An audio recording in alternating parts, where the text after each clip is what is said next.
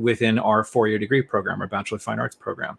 So just tell you a little bit about that at the top of the stream here. Gnomon is excited to announce a new concentration in visual effects animation within our Bachelor of Fine Arts degree program. The BFA curriculum is designed to provide students with a 3D generalist education that prepares them to work as digital artists within the VFX, games, and animation industries. Beginning for 2021, BFA students may now choose an optional concentration in visual effects animation, which contains 30 unique units of VFX specific courses. You can learn more about that on our website and whatnot, but you're in the right place today because we are going to be sharing with you about that. And our guest today on the stream to do just that is one of Gnomon's education leads, Beau Janzen. And I'll just introduce you to him really quick. Beau is responsible for developing curriculum for Gnomon's VFX courses. He makes a continuous assessment of the visual effects industry and ensures that Gnomon's scholastic pursuits are meeting these technical and artistic standards. Through exposure to industry professionals, as well as a decade creating curriculum for post-secondary technological art-making institutions, Beau helps foster high-level specialty skill sets while still providing a broad view of the production pipeline so students understand their own integration into a visual effects system. Beau also provides mentorship to students and works with Gnomon's faculty to foster communication across all programs. He has over 25 years of experience as a CG supervisor, artist, and instructor, and he holds a bachelor's degree in graphic design from Ball State University and a master's degree from the University of Kentucky in instructional system design. So with that, Beau, welcome to the stream. Thank you so much for being with us today. Oh, it's great to be here. Good to see you all again. Yeah, it's great to have you back. We did a great stream a while back on just on the subject of VFX. Yep. And, you know, for those of our viewers who maybe haven't seen that stream yet, or for the uninitiated, before we get into talking about this new concentration, can you just share with us a little bit about what visual effects essentially means with regards to the industry? And, you know, for example, what kind of skill sets does our new concentration pertain to? Yeah, definitely. Well, visual effects as Gnomon is defining it, we can maybe define it as opposed to some of the other programs. Like, for instance, if you're working in modeling and texturing, you are actively sculpting things and painting things and putting the colors on. This is or if you're an animator, you're manually keyframing things around. With the visual effects, it's a different set of tools that give you the ability to do things beyond what you would do by sculpting and manually moving things around. It gets you the ability to simulate phenomena like, you know, fire and smoke and magic, and you can get into generating effects that require a little bit more procedural nuance to create. I think probably the best way to show that is we assembled up a reel of some of our visual effects students, the work they did, and that may be good to show that off, so we can kind of use that as a starting point for talking about the skill sets. Awesome. Let's do it. Cool. Awesome.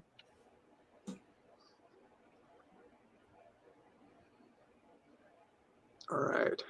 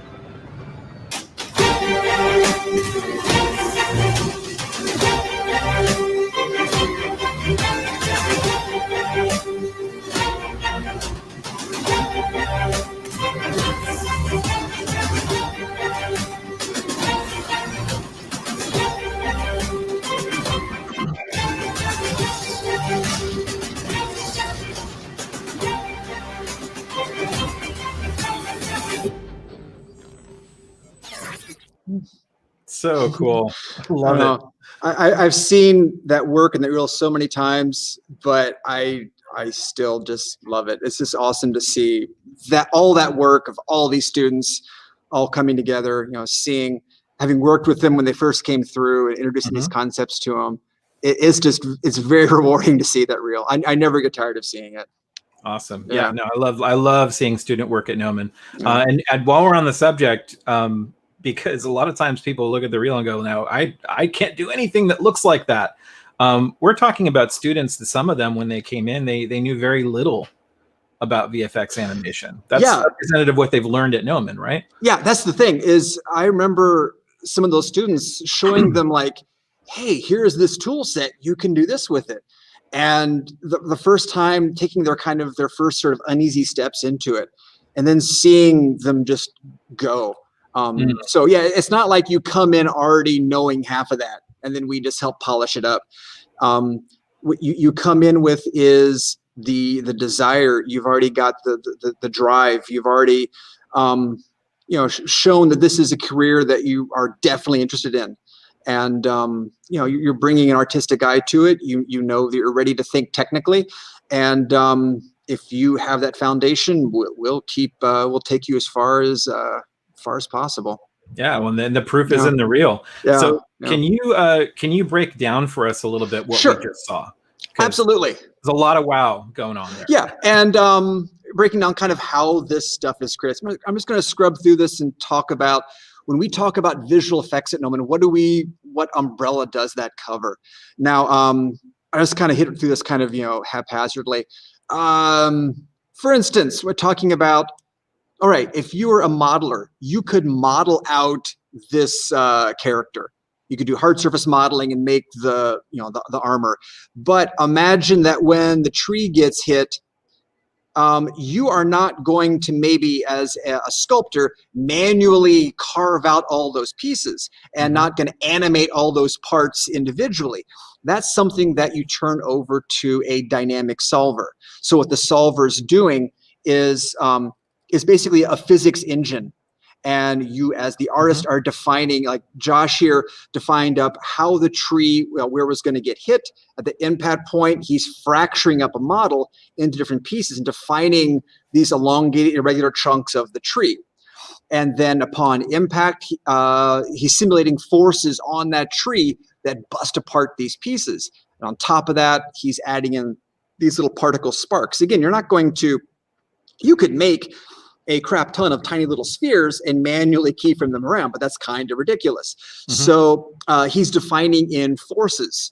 It's basically a physics engine. So you're controlling how a simulation of this effect is going to happen. And while yes, it's the software moving the things around, you're giving it all the instructions for how that has to happen. So this also gets into more complex things like we're going to create smoke and fire. Ming-Shan here doing the water simulation and this fire. So again, you can't really sculpt fire. You can sculpt the character, but you can't sculpt fire or animate fire. So what you're doing is you're setting up a simulation, and it's getting into kind of the physics of fire, the physics of water. I just taught a class just moments ago on the physics of liquid. How do you simulate liquid with drops and splashes and stuff? So while, again, the software is doing the calculations for how it's going to splash, you as the artist are designing this world. And frankly, you're also, you aren't just using the physics, but you're doing it in a way that's beautiful. So William here with these clouds, it's clouds, but he's still sculpting the way that they're formed. You're not limited to reality. You're working with reality, but now you're taking physics and all this and playing with it to make this image. Saying there, if you don't mind me jumping in, talking about, because a lot of times, in speaking with say high school students or community college students talking about what VFX is, I think sometimes people can perceive it as too technical. Where's the art in this? And I love what you're bringing up, because just like a painter has to observe light, and has to observe form and then create that with the medium that they're using. It sounds like what you're saying, like literally the same thing with VFX. You have to be a great observer. You have to be really imaginative, and then just the simulations and the software and all of that, that's the brush. And you're making exactly this thing that doesn't exist. Yeah. But you figure, well, it takes a technical background. You're having to figure out, how does fire work? How do things combust? Well, you think, but if you're going to be sculpting a character, you're also learning about anatomy and form. That's right. If you're working with light and colors, the physics of color. So all these things have kind of a technical foundation you need. Yeah. But that doesn't mean you're going off and being a scientist for a while. It's because when you're working with the world of reality to recreate reality, because you are now your own master of creation in the software. So you have to kind of know how does creation work. So then you can take it and tweak it. Yeah, that's amazing. Yeah. So again, the tool set of visual effects is often these things that it extends your ability to do things beyond what you could do manually focusing on one element. An animator might make a lovely animation of a person running and jumping and attacking with a sword, but now we bring this into a system with crowd simulation, and now we get behavior of here's the motion, of this character. We're now going to make them kind of run and attack when they get an opposing army character. So it's a really great tool set for kind of expanding what's possible. Even something as simple as like this cell. It's kind of a blobby sphere, but now it's the behavior for how it separates and goes out like that. These beautiful little things. So it's giving you as an artist, a broader vocabulary of what's possible. So a lot of it is simulation. A lot of it is like destruction is a big one. So you can now knock down buildings. This is Eric Hollins, I believe, did this. Yep. So defining out, rocky surfaces, how they're going to bust apart, the gravity, the smoke of it all. But it isn't just the physical world. It's also, fire. I love William Scott's work. He takes it in a more artistic kind of bent and plays with it as sort of this kind of open, almost sort of expressionistic kind of use of these tools. So. Again, you put these tools in the hands of the artist and you see where they run with it. One more kind of topic I'll bring up here, this dragon character, something we kind of also put under the umbrella of visual effects is rigging, which when you animate a character, you have to control or set up how it's going to be moved by the animator. It's kind of like you set up, maybe the analogy of a puppet and make a marionette. Right, you have the sculptor who carves out the marionette, makes it out of wood, but then you have to have the person who kind of then segments it up, sees where the joints are, and puts all the strings in, all the controls for how it's going to move. So then the puppeteer is able to then move it around. So rigging is one of those other kinds of skills we kind of throw under the umbrella of visual effects. Again, I love this, like Mitch Fields, he was into more kind of abstract things. So this is an example of the kind of work we do with Houdini software. Now, Houdini is going to allow us to do a workflow. It's called procedural. So as opposed to manually making little gossamer strands of things, it's now a defined procedure for how do we construct this. So it's a process as opposed to manually. Mitch didn't put each one of these little strands in, but defined a process and then defined how we can make little, kind of dew beads go on these things. So again, it's kind of expanding your vocabulary for what you can do. Yeah. I love this one. This is Kierkegaard. He, when you look at this is actually based off a live action plate, which is something else that we kind of put under visual effects is not just doing standalone things, but integrating them into footage. If you're working in television and episodics, more than likely, they're going to shoot footage on a soundstage or outside or something, and you get this imagery back, and they say, make this giant spinning death ball come through and destroy things. So this is actually footage he took out by the LA River out by the wash. Oh, And that's great. yeah, so he took this and he had to match up the camera move. So the camera that he took, he had to recreate that motion so it could be then in his software package. He had to match the lighting of the scene, so he was aware of how the lights were shining in. So when he puts in CG elements, they integrate in with the proper lights and shadows. And then he could, block in this insane thing destroying the bridge. So again, it's an integration with footage. It's something else you put under visual effects. Now, one of the things that I really like about this reel that and now that we're slowing it down and looking at it a little bit closer, I'm realizing you're talking about, well, this artist was really into that, and this artist was really into that. We're not just watching a bunch of buildings explode, right? Yes. We're seeing stuff that's a little more abstract or expressionist. We're seeing stuff that's more like a live action kind of thing happening. We're seeing stuff that is subtle, stuff that's really in your face. So, it's not like it boxes in the artist to say, well, you can only make art that's like this.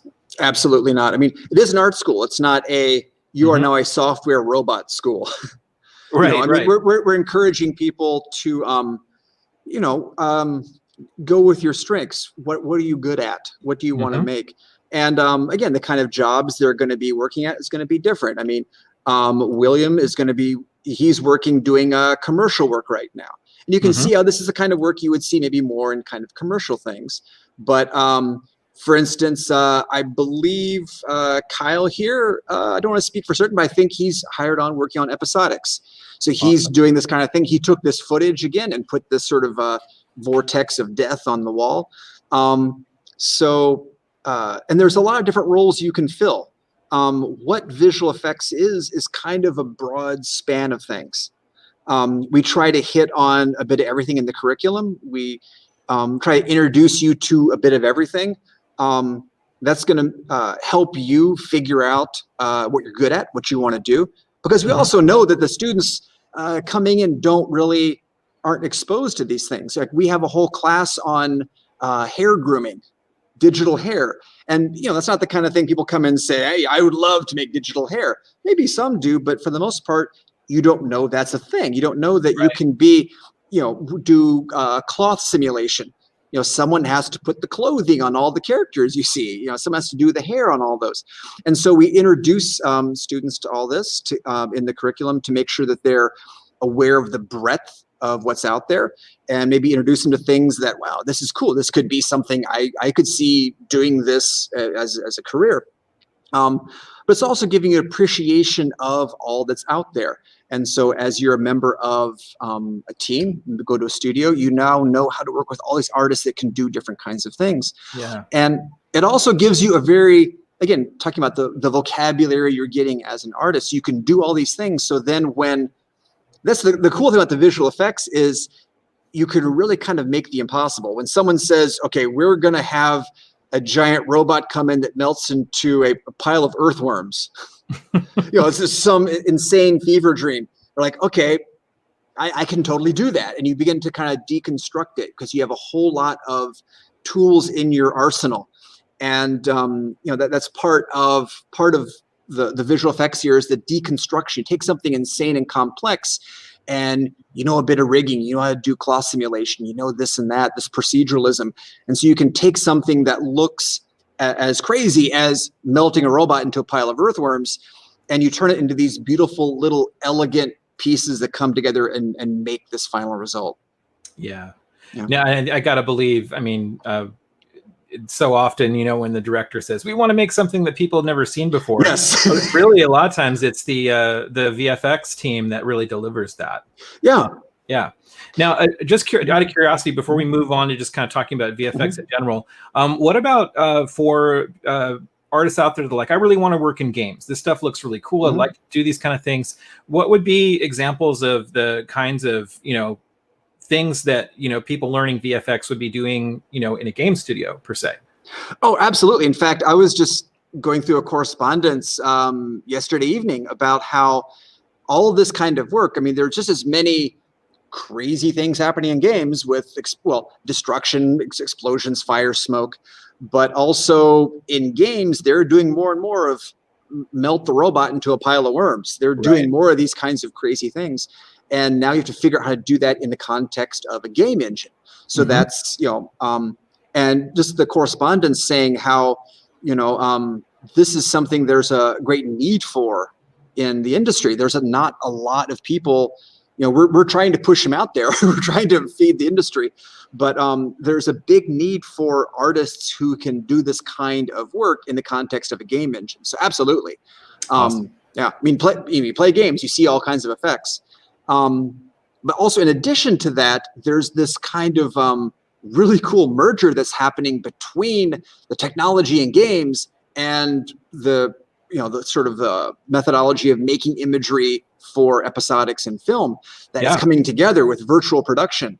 So the lines are really being blurred of how we're applying these things. I mean, we can talk about virtual production later on, but again, the lines are being blurred between these different disciplines. Yeah. Well, thank you for unpacking that more. I know that sometimes for folks that haven't looked into it as deeply, it can be a little bit of a mysterious subject. But really, it sounds like you're saying that VFX is a large term that includes a lot of different kinds of expressions, different types of artwork, and even different positions within a VFX team. Depending on what you're making.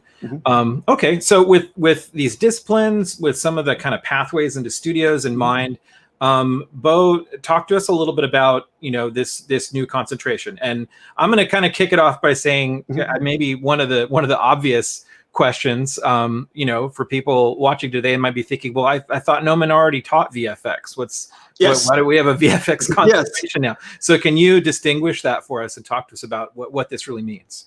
Sure. Well, we basically have two different kind of program tracks. We have a 2-year DP program, it's a certificate program, and those are more intensive 2-year programs. Those are going to focus you in on a deeper view of more of a niche topic, and you start off pretty quickly. We throw you into 3D software in the first term, so those are a little more aggressive, concentrated terms, and we have those the DP programs. We have those in animation and VFX. There's a VFX 2-year program, as well as a games program, a modeling texturing program, animation program, as well as a generalist. So the idea of that is it's 2 years, but you're still kind of doing a wide span of things. So the idea of a generalist is kind of more of a jack of all trades.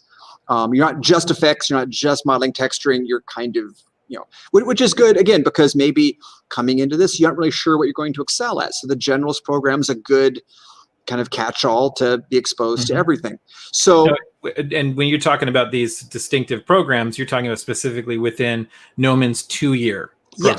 Yes. Which is it's more like post-grad. It's a little more intensive. Yes. It's not a degree program. It's a 2-year certificate program. Yes. Thank you for clarifying. Sure. So the thing about those is because they're a little more they're intensive and focused, we had classes that would extend beyond the classes you could take typically in the BFA.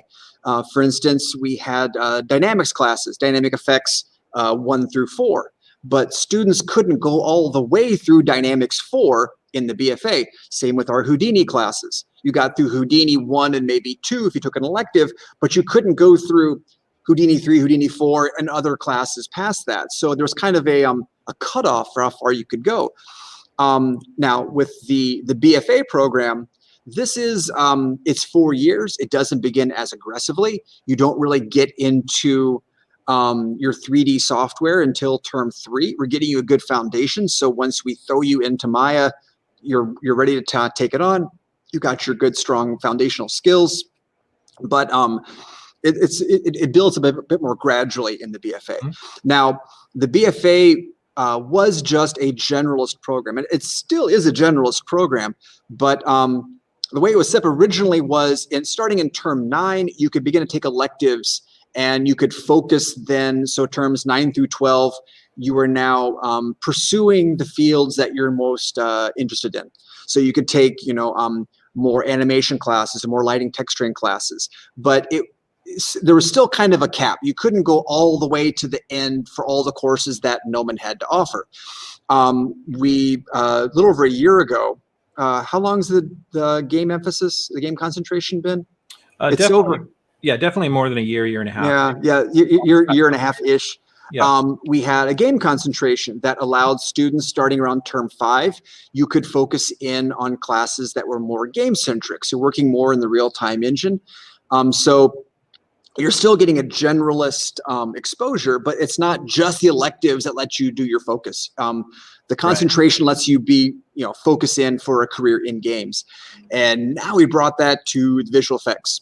So starting in term 5 of the BFA, you begin to kind of deviate away from the generalist one, and you focus in on the classes that are visual effects centric. And this is now allowing BFA students to go all the way through Dynamics 4, through Houdini 4, and we have all these classes that we used to offer that you couldn't do in the BFA. Now they're made available in the BFA finally. Yeah. So if I, correct me if I'm wrong, but to sum up, essentially we're saying, where a BFA student is in a program that is going to help them to get a degree plus learn the entire pipeline, yes, they're going to be able to do that. But just like with the games concentration, now the VFX concentration allows them to complete a degree program with more focus on all of the VFX classes that they would want to do to kind of take that to its end game. Just like students that choose the games concentration are going to be able to, do more classes relative to game engines and game disciplines. Absolutely. Okay, cool. Yeah. So it's great to finally, students in the BFA were like, oh, I really want to do, simulation work. It's like, yeah, but you have to kind of come back. We couldn't offer that, deep a focus into it, but now we finally can. It's great to have that. And I think with the subject of concentrations, it's worth saying now, I believe, that, sometimes the question comes up, well, why spend time teaching 3D generalist skill sets in the BFA?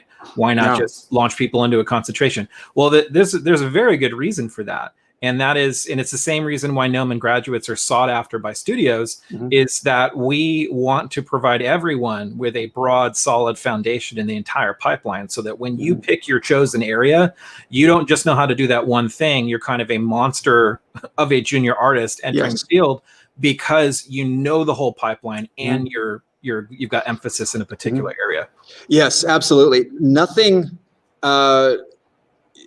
The whole curriculum at Gnomon is based on experience of a lot of seasoned veterans, and seasoned veterans will tell you nothing is more annoying at a studio than someone who's good at their little thing, but they don't know anything else. I mean, talking about, for instance, rigging, the idea of making the puppetry controls for the character.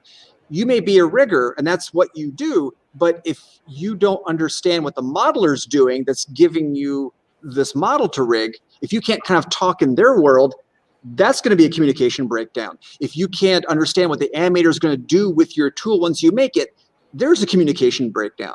So even if you are focusing in on your career into one niche field, you have to understand kind of how the whole machine works. It's going to make you a better artist. I mean, you don't want to be the annoying person. You're not going to be able to keep a job very long. And you're going to be the annoying person if you just have this myopic view of the one little skill set that interests you. Absolutely. So that's why all the programs are technically a generalist program, because you learn a bit of everything. But this is now allowing you to go deep, into the depths of the Gnomon curriculum. Yeah.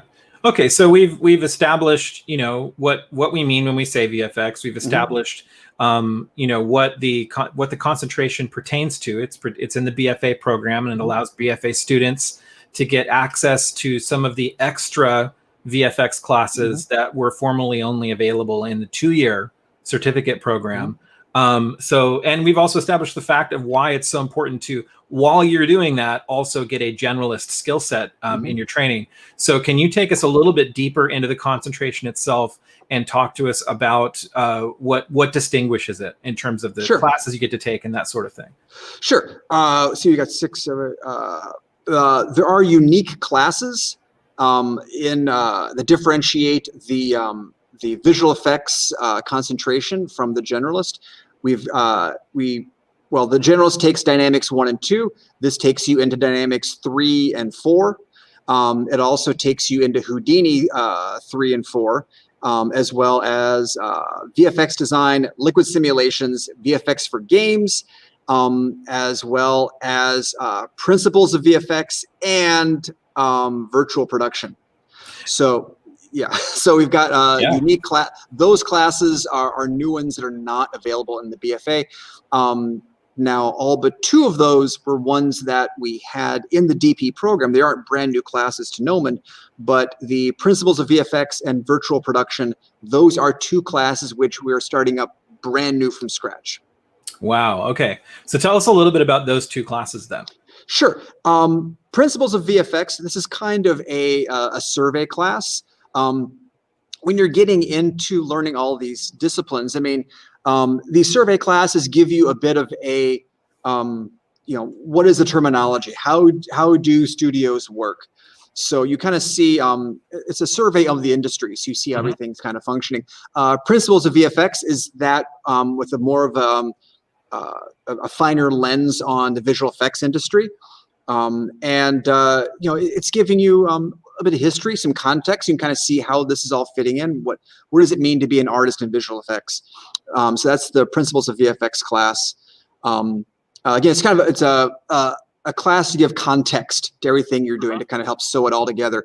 And then I'm sorry to interrupt, but I should say, no. I mean, this is not a general, just a sort of general context, this is the information you'd find if you just sort of surfed the net and typed VFX. This is the kind of context you're going to get from industry professionals. So, this is, the alternative, if you don't get this kind of context, is figuring that out in studio, I would presume, when you start working. I mean, it's basically, I mean, we want to make sure people are prepared, and we're not a work environment. I mean, we're not giving people jobs and paying them, to do things, but we're trying to let them know, everything from here's the general way things function. How do you log your work? How do you, manage the pipeline? What's sort of the etiquette, how you work in the studio? What are dailies? How does that function? So, and also, I can say contextualizing it all. So this is all something that you can see the industry in a bigger sense. That's not something you can kind of get from, trolling through, chat rooms or something. Yeah. Well, and is it safe to say, this is a class like this is really giving you the knowledge that studios want you to know about the VFX industry. And then B, it's going to make you, entering the industry as a junior artist, it's going to make you a lot more seasoned in terms of your understanding of what you're going into. A significant part of what I do early on with the classes is I have to kind of pull out my dad nagging voice. I'm like, okay, this is the content we're teaching, but here's how you have to do your work. You really need to do it this way.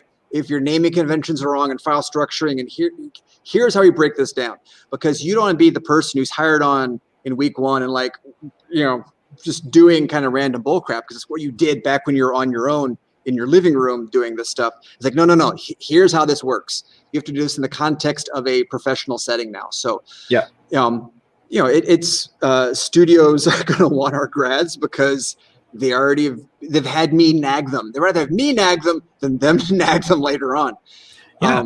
It's setting them up so it's always going to be this kind of new crazy learning experience to go into a studio, but you don't want to do it not knowing what you're getting into. You want to know, here's kind of what I'm in for. Here's how this whole thing runs.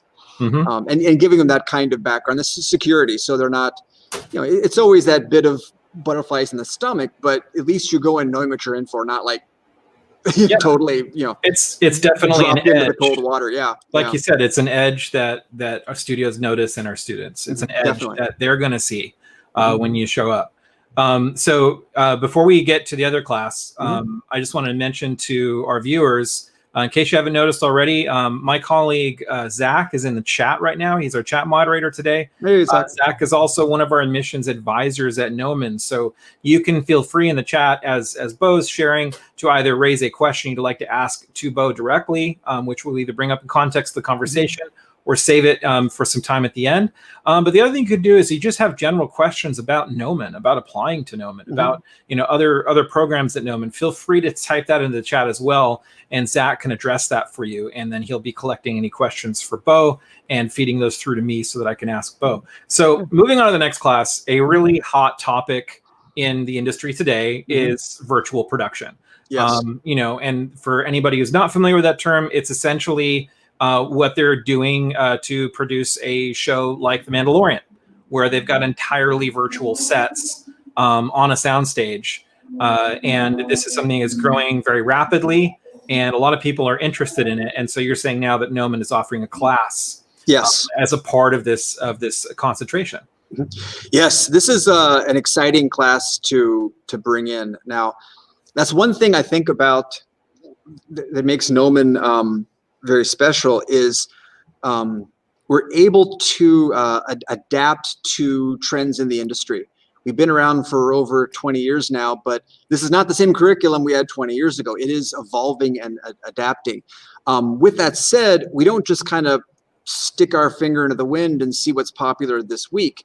Again, the faculty, the administration here, we're veterans in the industry, and we know enough not to just, we release some new version of some new software, quick change a class to make it into that software. It's the concrete trend, the bigger vector of where the industry is going. And virtual production is definitely a game changer in how VFX is made. This is a pretty exciting time. I've been doing this since like the early 90s, and think of like these big kind of seismic shifts in VFX that now we can do this. Oh my gosh, this is kind of a game changer. Virtual production is one of the bigger seismic shifts I can remember, where it's really taking the power of all the real-time engines that have happened in gaming.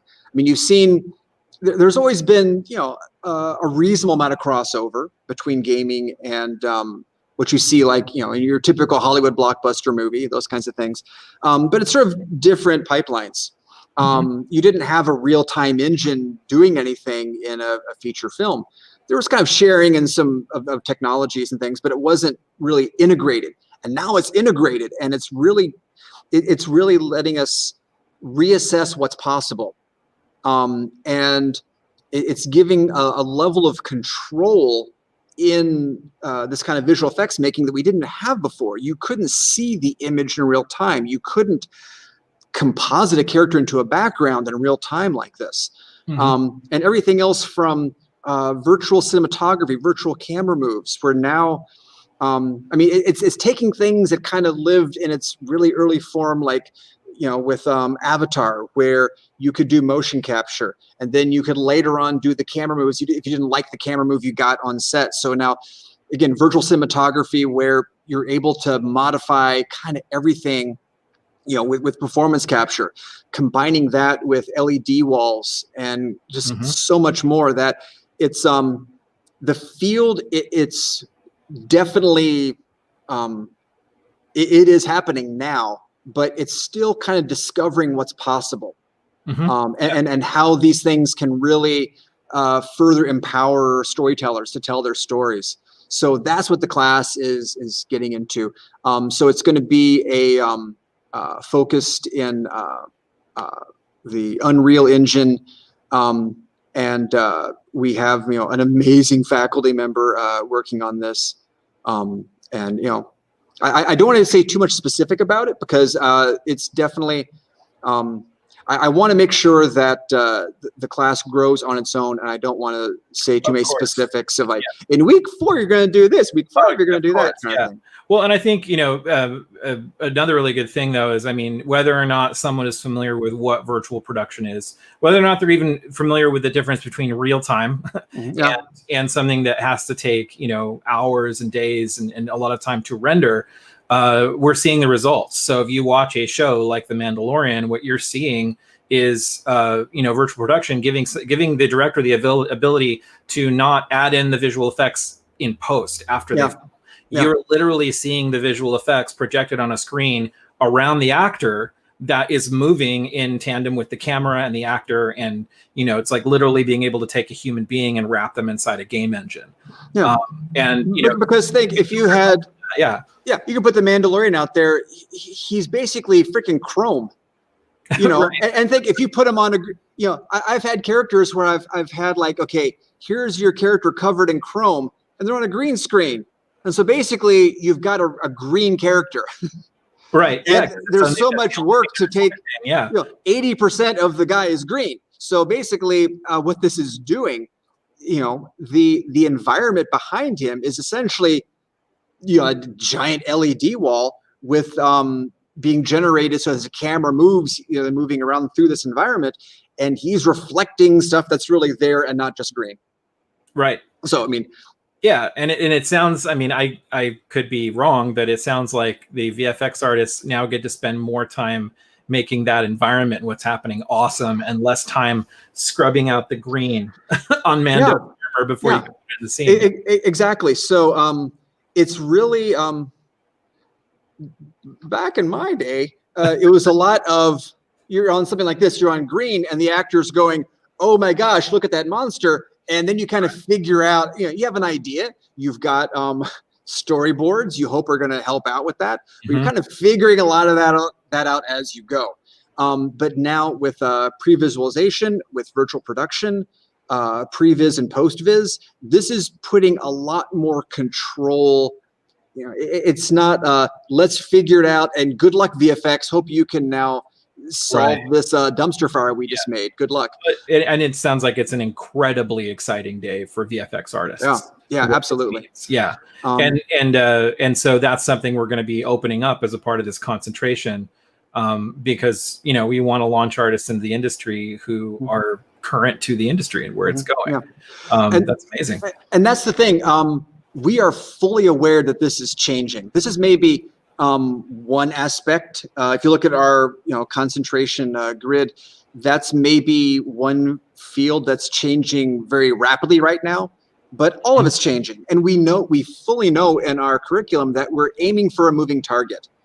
That even frankly, by the time you enter the BFA and the time you exit the BFA, that's several years, things have changed. We're fully aware of that. So our curriculum is not a bunch of software manuals. This isn't like, hey, I'm going to show you, here's the manual for V-Ray. Now here's the manual for Substance. It's not just making you software operators and not making you just technicians that know how to hit the buttons that are relevant today. We're giving you these skills that are transcendent. So like, for instance, looking at virtual production, what that's going to be in 3, 4, 5 years, it's going to be very different. We're aware of that. But what we're giving you are these foundational skills that are going to transcend the software trend of today. And it's going to be relevant on later on. Yeah. So like when working with, just again, example, I was talking about liquid simulation with students, a couple hours ago. Yes, I'm showing them how to hit the buttons in the software and how to dial this in, but it's more about, here are the principles and here's how to think in terms of simulating liquids. And I even showed them a couple different ways of doing it. So now your skill set is not limited to this one set of buttons, but now you can see it from different perspectives. So it's working to give people, our grads, we want to make sure they have an active perspective so they are viable to a changing industry. Yes. Well, and getting back to your original analogy, I mean, it sounds like you're saying you're not just teaching them to hit one stationary target. You're actually teaching them how to be the person that can hit a moving target. Yeah. That can evolve, an evolutionary artist that can change and grow using those foundational skills. Absolutely. Absolutely. Yeah. Well, while we're on the subject, I've got a few questions here, and we're just starting to get some questions from the chat. And I don't want to cut you short, Beau. I don't know if there's anything specifically you want to jump into before we do this. No, it's good. Here for the chat. Hey, chat. Awesome. So guys, start getting more questions in the chat. I've got a few I want to raise right now. These are really common questions that come up. So one that I hear is, and we brushed up against this earlier, but maybe you can take a couple moments to unpack it more for us. If I'm working in VFX, will I still be an artist? Or is it all just sort of technical simulations and that sort of thing? Yeah, absolutely. You are still 100% an artist. I mean, if you try to turn over control of your image to the software, it's gonna, it's not gonna work. It's not gonna look right. Now you are using, it's not maybe brute force. You're not the one who's there manually chopping the wall into pieces and moving them all around. So it's now a solver doing it, but you still have to control all of that. So you still have as much control, but it's now from a different method. You're controlling how the physics work, not manually moving around a bunch of bricks as the building falls. So you're still 100% an artist. I mean, the job's still visual effects artist, not visual effects technician. Absolutely. Yeah, so that alone. Well, and it sounds like there's a lot of art direction that goes into it, because you're dealing with a complex image now. Yeah, that's always the thing, is trying to figure out how to make this look real when it's not. I mean, same kind of thing. To kind of show parallels throughout the whole, the different kind of emphasis in the curriculum. You're making a monster that doesn't exist, but it has to still look real, being grounded in anatomy. So you have to know how anatomy works. You have to know how, proportion and weight works. So again, you're making the unreal, but it has to still kind of be plausible. And there's plenty of visual effects where it looks real, but it's not even vaguely real. Think like when, I worked on Man of Steel and Batman versus Superman, and think, I didn't do Superman's cape, but figure, when Superman comes in flying with his cape behind him and he stops, what would happen? The cape would immediately flunk over his head and he'd be there standing with the cape over his head. That's what the physics would do. Right. But so you have to make sure this looks right and it doesn't do what the physics would do. So you're learning how to, you're not just turning over control to some physics engine. You're still the one manually controlling it. I'm assuming no one out there realized, wow, you're right. Superman lands and the cape never flunks over his head. That's because we had good effects artists who were making it look real. Absolutely. Well, and again, you're pointing back to this is like painting 101. I mean, you take an artist who's painting a landscape observationally. Rarely are you one-to-one making an exact copy of what you see. You art direct what you see. Why? Because you're wanting to convey an emotional connection. You're wanting to convey something visually. Exactly. Just sounds like now with VFX, you're doing it with fire and physics. And, you're bending reality to the will of the art, as it were. Yeah, and there's something I think about working with this sort of this medium that's very fulfilling, because you can make the impossible. You can take flame and make it do something other than just be flame. You can take these fever dreams and bring it to life and make it as real as because the tools can do so much more. As the artist, you can take it so much further. And maybe that's something to kind of go back to by being a technician. No, you're not being a technician. You are being an artist. But I think, at least from me and other effects artists I know, there's a satisfaction beyond the final image. So when you finish, like making the painting, you stand back and go, that's a beautiful painting. I'm really proud of that. Hope you're proud of it, at least. Artists always find fault in their own work, but it's not just pride in the final image. It's kind of pride, I think, in the process. Yes. Because someone gave you this crazy fever dream that the script says, and I've had that so many times where the script says, and now this crazy thing happens and everybody's in awe of it. And everybody goes, wow, look at that. And you're like, what the hell's supposed to happen? I don't know. What are we doing? And so you take this kind of, crazy idea and you reify that, you turn it into something because you're able to kind of take it and deconstruct it and just kind of MacGyvering together this amazing process.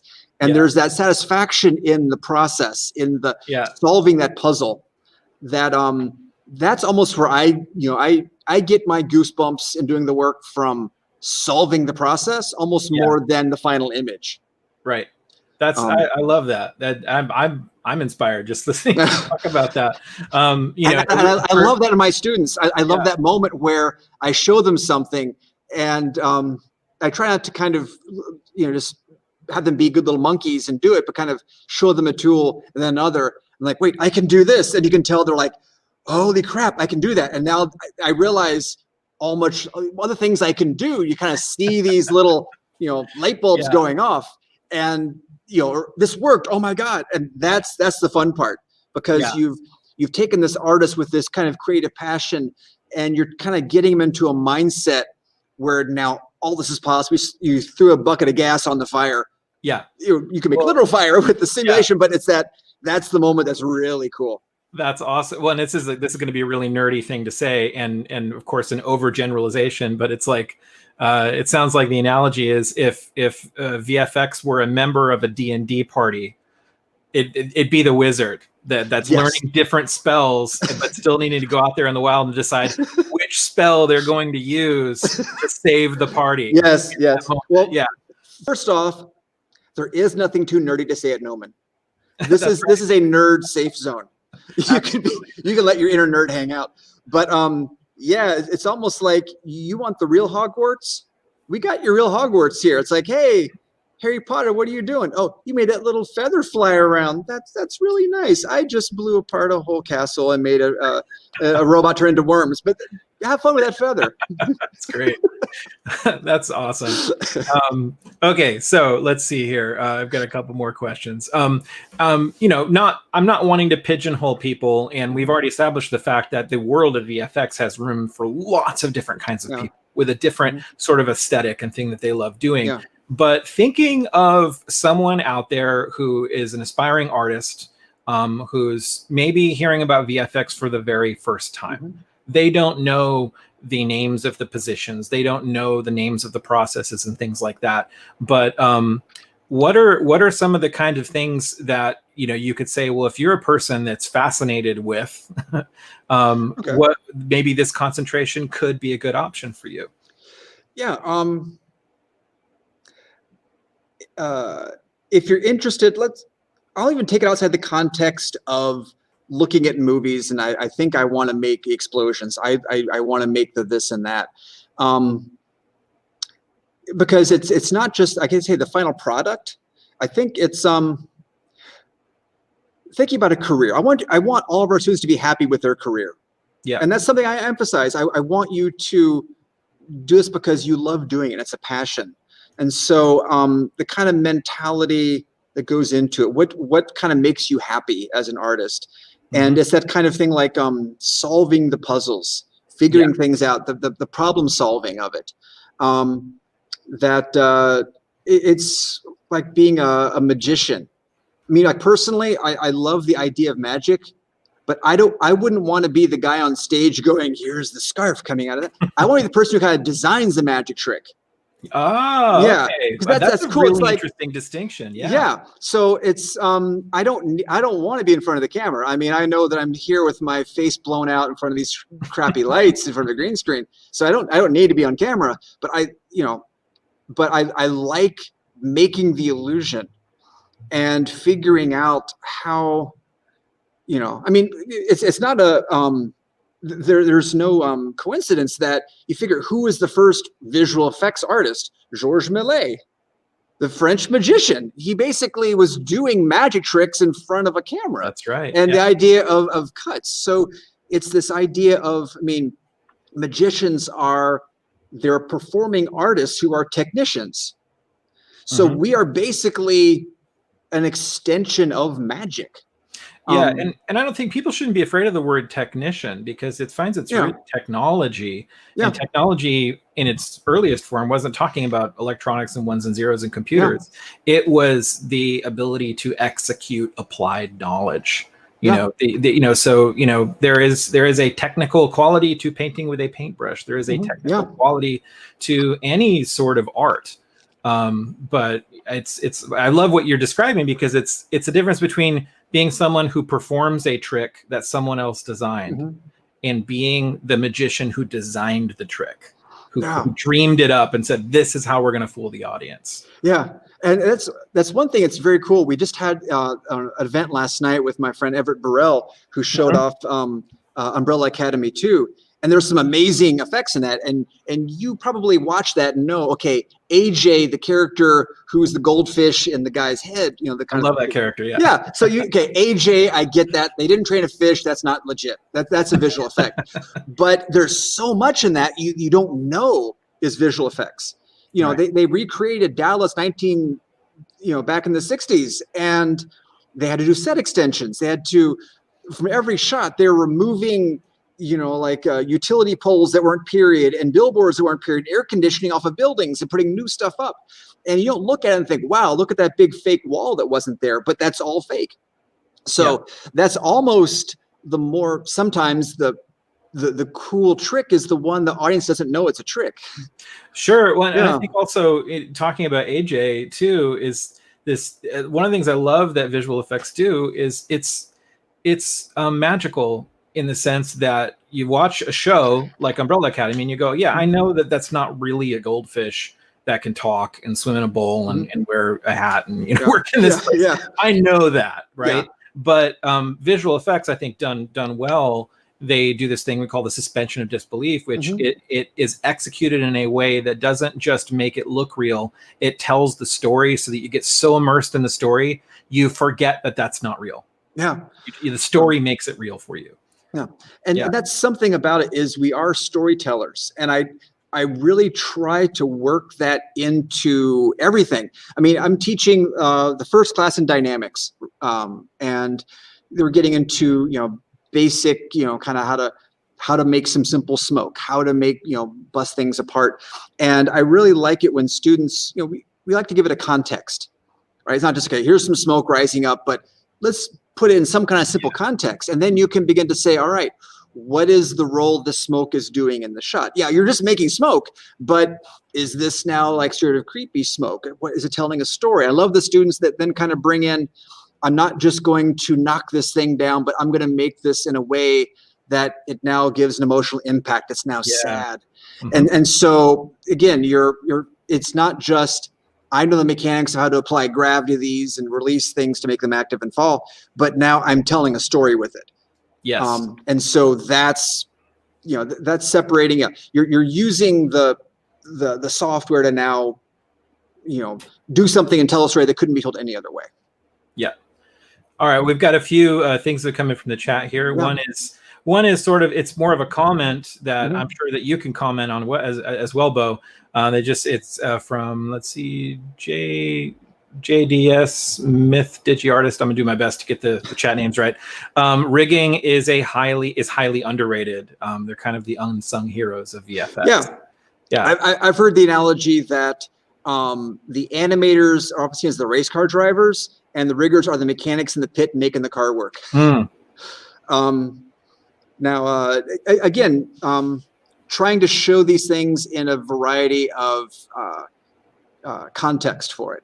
So when I teach the first rigging class, and yes, you're learning how to rig a biped, so you can now make a character's arms and legs move, and you're learning kind of what do you need to be able to control arms and legs. It's a little bit more nuanced than you might think. But beyond learning how to do that, we're learning in rigging class.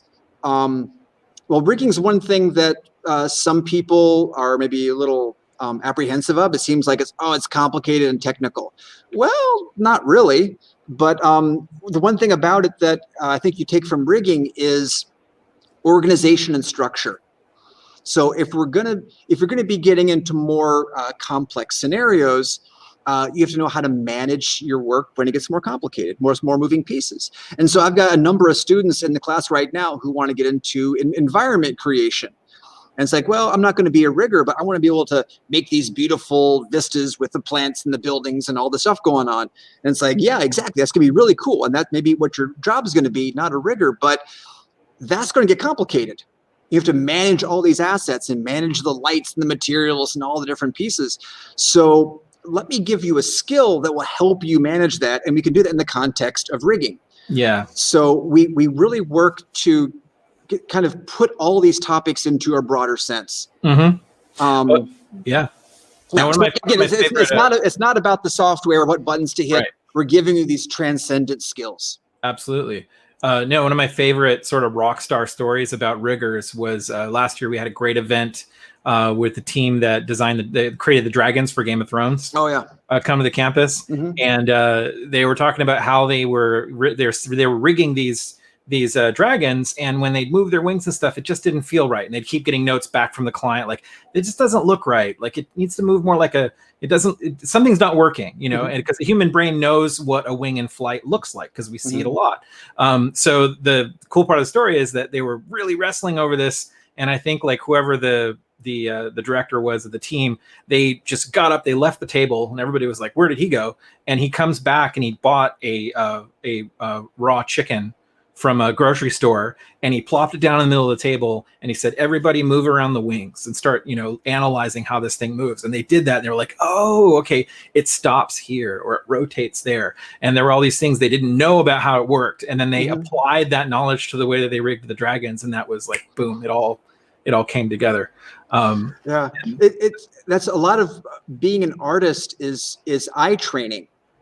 Yeah. I mean, I teach students how to make fire. It's also, you have to look at fire and see how fast it moves, because the speed of it gives you the scale, and how does the glow come off it, the colors in it. So it's a lot of eye training, and that's everything from, it's across the board for all of these things. And as an artist, how you observe the world. I remember I used to surf a lot, and I kind of stopped because I would just get caught up in like watching the waves and watching how the water moves, and how the foam goes. And I'd be missing sets of waves because I'm there like, wow, look at how the bubbles work. Because I'm too geeky to surf. Yeah. I love it. All right. So we've got another question. This is the question like this always comes up. I'll speak to it briefly, and then you can speak whatever you want to it. And I think it's a fun jab. When is Gnomon going to replace Maya with Blender? So there's a lot of Blender uses out there. I use Blender myself within my concept art pipeline, and a lot of concept artists are using it. I will say Blender is a fantastic tool, a great way to learn, because it's so available. There's so many great tutorials readily available for it. The community has a lot of support. But Maya is still the industry standard, and that's a choice for our part. What would you like to speak to that, Beau? Yeah, I don't want to be so arrogant as to say this software is better than that software. I've learned enough. I've forgotten more packages than I can even think of, because I've been doing this long enough. So when I say we teach Maya, it's not even a casual slam on Blender or anything else, or 3ds Max, any other package that's out there. The reason we teach Maya is probably twofold. One, it is a standard in the industry where we want people to be ready to jump right into a job. And frankly, I don't know of any real studio that uses Blender as a primary production tool. I have worked at places that have used Blender as, places that, hey, we want everything in our bag of tricks we can throw at it. There's a cool feature in Blender. Great, we'll use that. But only as kind of a casual, once in a while thing. So from the standpoint of it's more of a standard. And secondly, we're teaching Maya because it can expose you to so much. And it's a great framework for learning these concepts.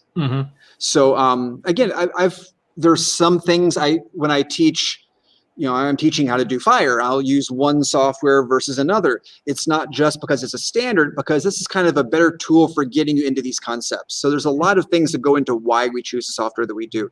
Yeah. Now, with that said, we do adapt things. That's right.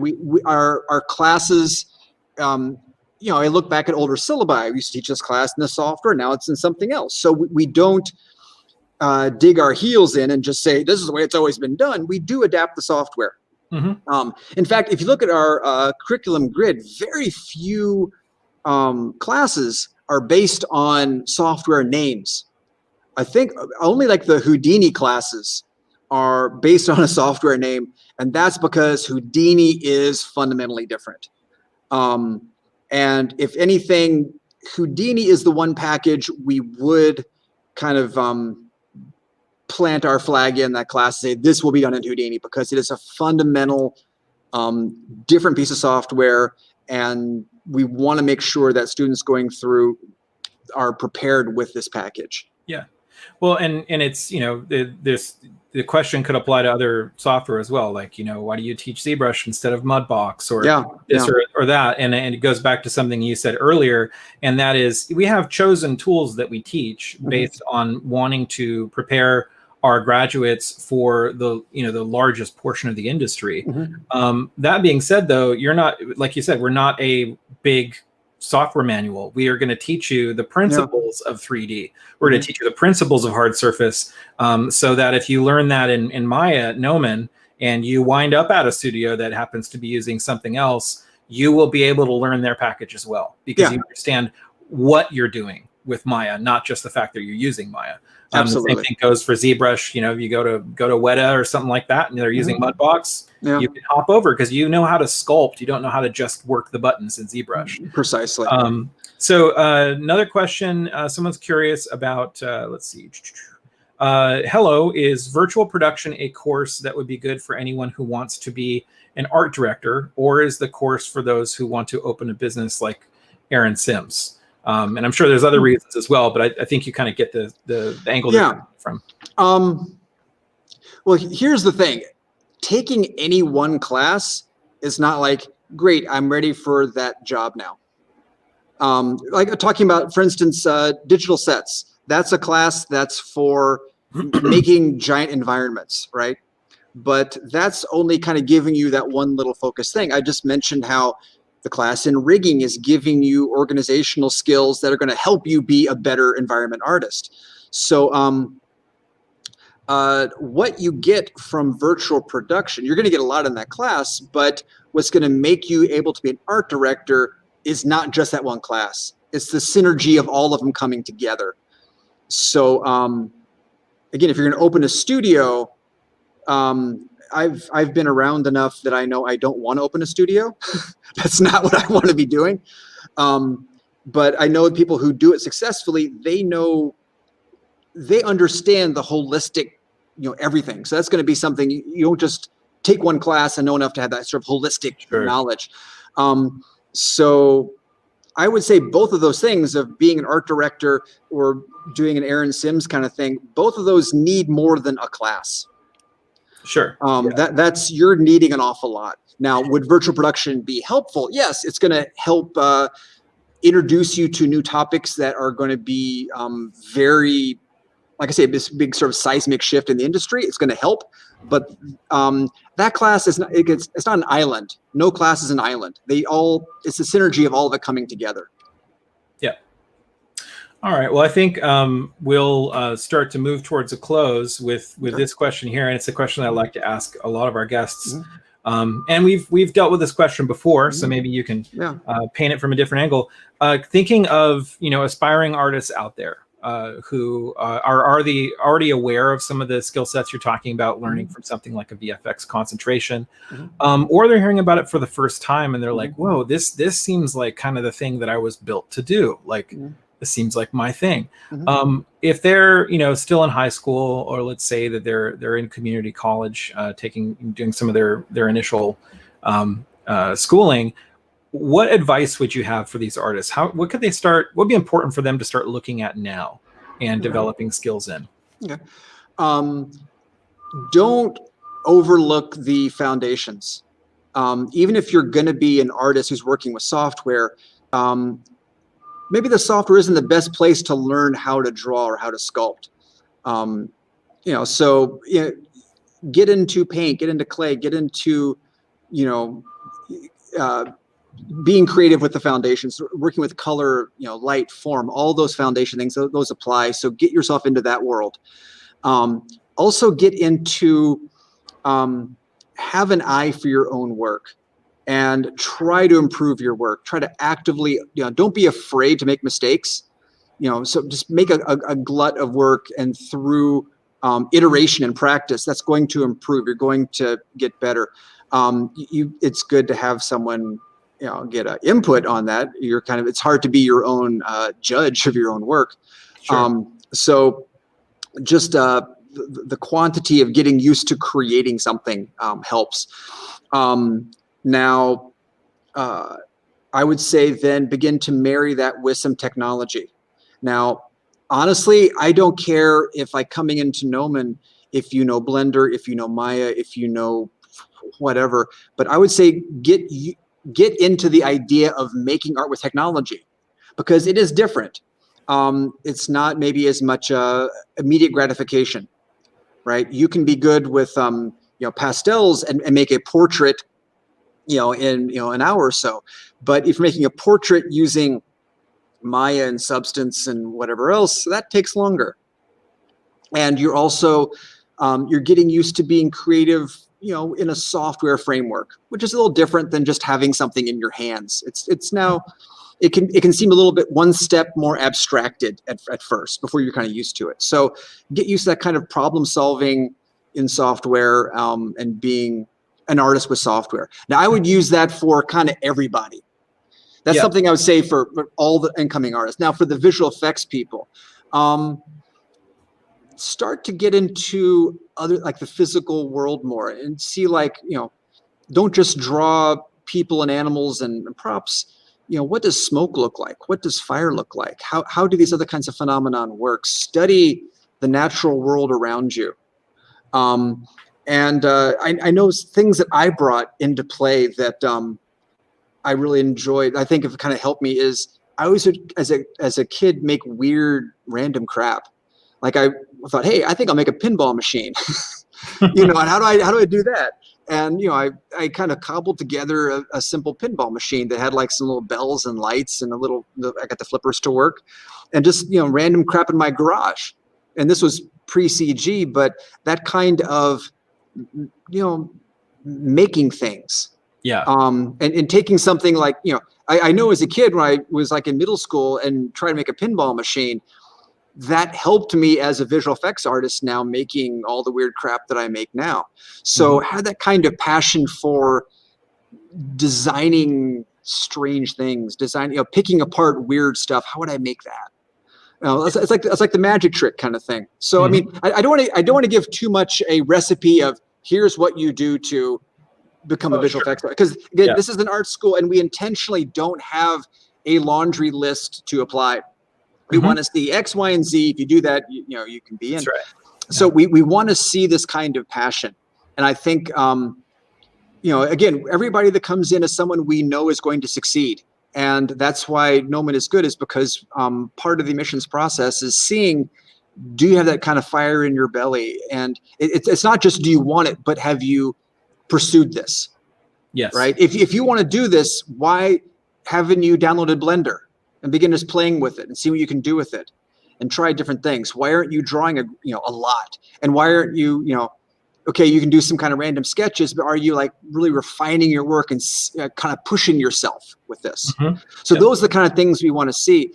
And I think with the visual effects, because it's so kind of broad, open-ended into this kind of designing the impossible, you're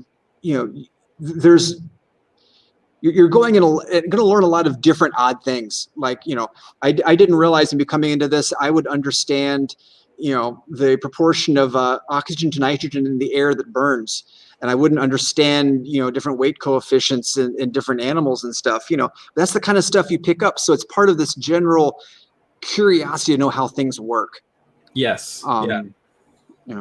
If that, No, it's kind of, it's esoteric, I know, but it's. I don't think it is that esoteric. I think that it's a good answer, because you don't want to just give a pat answer to say, well, it's only for people who are like this. Yeah. Yeah, it's one of the things that I admire about, like, for example, the cosplay community. There's cosplayers out there that are solving problems in really innovative ways. And I'll talk to some of these makers, and I'm like, man, you'd be a great visual effects artist. You'd be a great rigger or something like that. And we did mention it earlier, but I think it's good to say at this point as well. At Gnomon, it's not like you have to know exactly what you want to do coming into the program. We unpack the education in the way that we do, so that when it comes time to make a concentration decision on, whether you pick games or VFX or something like that, you've been exposed to some things along the way that's going to educate your decision. And a lot of times Gnomon students will come in thinking they want to do one thing, but as they learn the whole pipeline, they realize, oh my gosh, I don't even know what this was, and now I love it. So we've got your back in that regard. And then also, one thing, let me kind of interject here. We fully understand you're kind of being introduced into a whole new world of things that happen, and you come in saying, I like to paint, it's what I had access to, but now I didn't realize, oh wow, I didn't know this was a thing. I want to do this as a career. And students can often have, because you don't make the decision to branch off into, if you go into the BFA, you don't walk in term one, I'm going in the VFX concentration. That's something that you make that decision, later on. That's term 4, I believe. I'm almost positive on that. But students will often really fret over, wow, if I take this versus that, that's going to pigeonhole me into one career path. I'll never be able to go back. And yes, you want to take that decision seriously and see what, after 4 terms, what do you think you want to do? But again, everybody's getting a generalist foundation, and everybody is learning these kind of transcendent skills that we're going to be able to apply broadly. So while it's super exciting to have the VFX BFA and to be able to take that deep dive into these classes, the Houdini classes, dynamics classes, it's not pigeonholing you. You're not being like, sorry, kid, you just closed the door on a whole other career you could have had because you chose something wrong. The skills you had can still open many, many doors. Yeah, absolutely. So. And, I think in closing, I'll just say we do have one of our admissions advisors in the chat.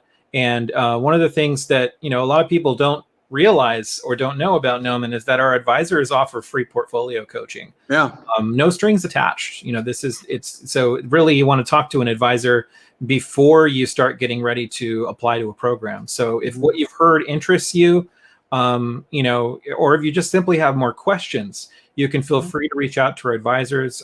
Zach, who's in the chat, sorry, I said Xander earlier, but Zach's with us today. No, he said Zach. Hi, Zach.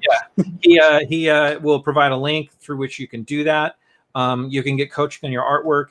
And the other thing that's really good to clarify, and Beau did mention this, is you're thinking about your body of work, just collecting all your artwork together, which is what you call a portfolio. Does it have to have 3D? Does it have to have VFX in it in order to be, to be showing it to someone at Gnomon? Absolutely not. If you got a portfolio that's full of drawing or painting, or we'll even look at things like graphic design. We'll include coding and things like that. Basically, whatever you create with, whatever you're creating with, and whatever you're creating, we want to see that. Because we know that no 2 artists are really the same.